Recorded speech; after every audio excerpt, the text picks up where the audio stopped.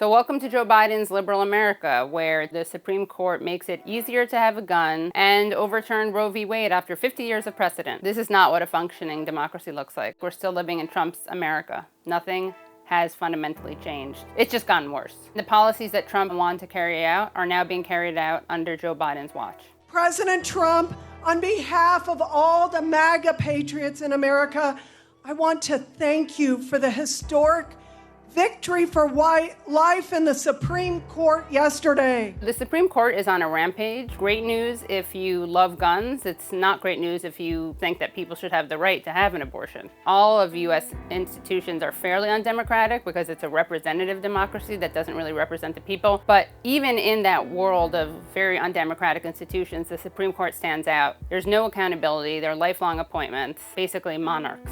And it's incredibly concentrated power in the hands of the few. A bunch of really out-of-touch people. And they're basically ideologues, especially the ones on the right. I mean, they're just fearless and shameless. One of the worst Supreme Court justices on the court right now is Clarence Thomas, extremely right-wing. And after the verdict on abortion, he called for the Supreme Court to reconsider its past rulings on other issues like contraception, same-sex marriage, and same-sex relationships. As much as Joe Biden likes to present himself as on the liberal side of the court, we should remember that he helped Clarence Thomas get on the court. This was actually, interestingly enough, kind of an early example of the weaponization of identity politics. Clarence Thomas is African American, and he accused people during his confirmation hearing of engaging in a high-tech lynching. As a Black American, as far as I'm concerned, it is a high-tech lynching for uppity blacks who in any way deign to think for themselves.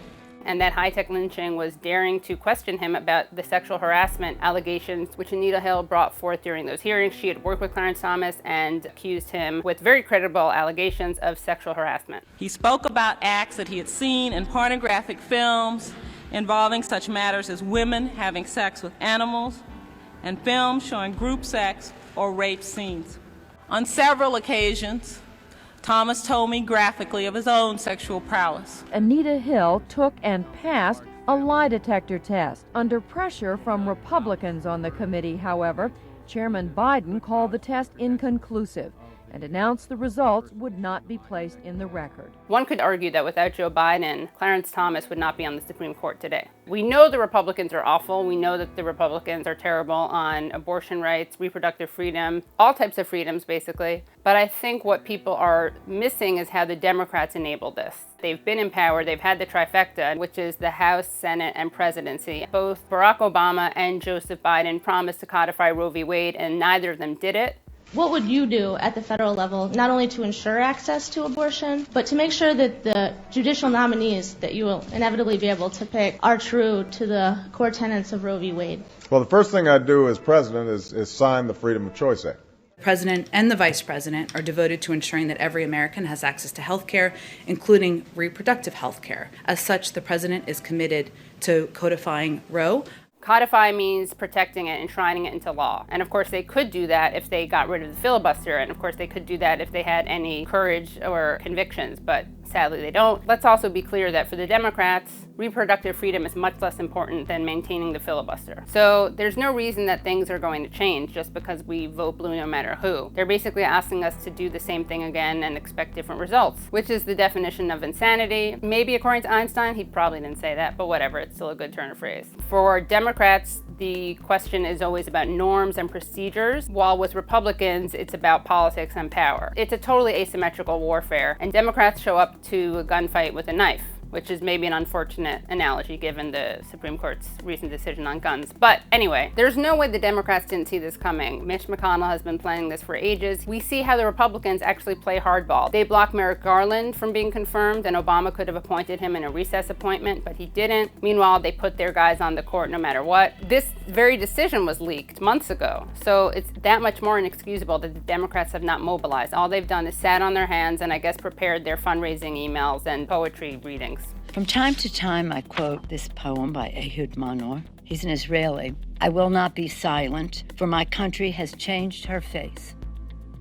My country has changed her face. This is Nancy's go-to poem. Apparently, she read it at J Street conference. I can't keep silent in light of how my country's changed her face. She also read it to argue for removing Trump. I can't keep silent of how my country's changed her face. It's a little diminishing returns at this point, if I'm being honest. We've heard it a lot. She should have been able to recognize that this was coming because the Democrats were not doing anything to protect Roe. Again, they promised to codify it and they didn't. Nancy Pelosi herself and Barack Obama both said that abortion rights were not a priority. The Freedom of Choice Act is not my highest legislative priority. So Nancy Pelosi's reaction to Roe v. Wade is fascinating for many reasons. One, of course, is that she spent her time stumping for and endorsing and getting out the vote and fundraising for Henry Cuellar. Henry Cuellar was the only Democrat to vote with Republicans against codifying Roe last year. And he defeated Jessica Cisneros. Now, why is that relevant? It's because he was anti-choice and she was pro-choice. In this moment, we are watching the fall of Roe and the erosion of our fundamental rights. It necessitates a champion that's going to fight for our people's rights in this district. And I've always said that this race truly goes beyond South Texas. The last thing we want is to hold on to a slim Democratic majority and then have someone like Henry Cuellar who's going to keep signing with Republicans, and he could become the Joe Manchin of the House. We don't want Henry Cuellar to be the deciding vote on the future of our fundamental freedoms and rights in this country. We just can't risk that. And here you have the heads of the party leadership, actually stumping for the anti-choicer, which I think speaks volumes about what's important for them. What Nancy Pelosi has done since the decision has been announced is that she sent off emails trying to fundraise off of it, and she said that this is something we can fix at the ballot box in November. Now, I'm not very confident that the Dems are going to do that well in November no matter what, but I also think it's rich to say that you should just keep voting for us so that we can keep failing to do anything about Roe v. Wade, which is what they're doing. It's very cynical, and I can't help but think that on some level they prefer to have it this way so that they can have something to point to easily as distinguishing themselves from the Republicans. I mean, this didn't need to happen for many reasons. One is that RBG, Ruth Bader Ginsburg, could have retired. Right now you're not thinking at all about retiring, only because it's not clear who's going to be elected in the next election, unless you, of course, think it will be Hillary Clinton or some other Democrat. I think I should do this job as long as I can do it. Lots of people, including liberals who loved Ruth Bader Ginsburg, were arguing very respectfully that she should retire because she was older and she also had pancreatic cancer. But then you had this counter movement for her to just quote unquote keep planking. There are all these images of her planking, which is a yoga move, I think. 85 years old. She is the oldest justice on the Supreme Court, but she has made it very clear that she has no interest in retiring, which is good.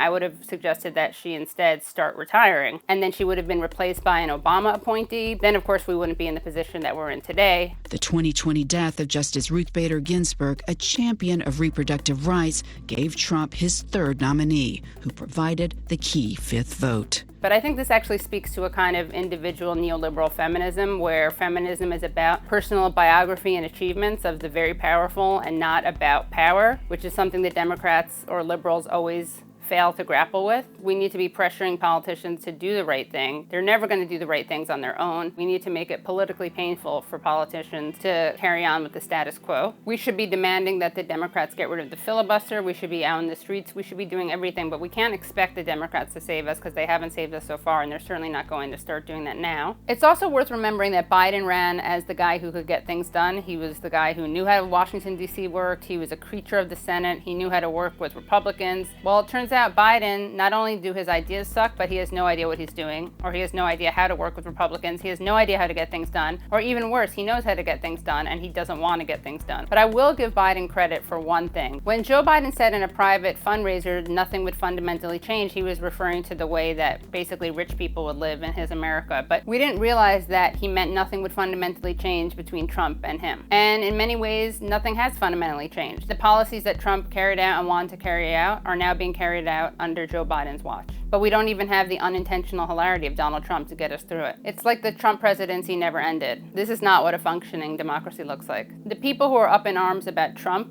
should be up in arms about Biden.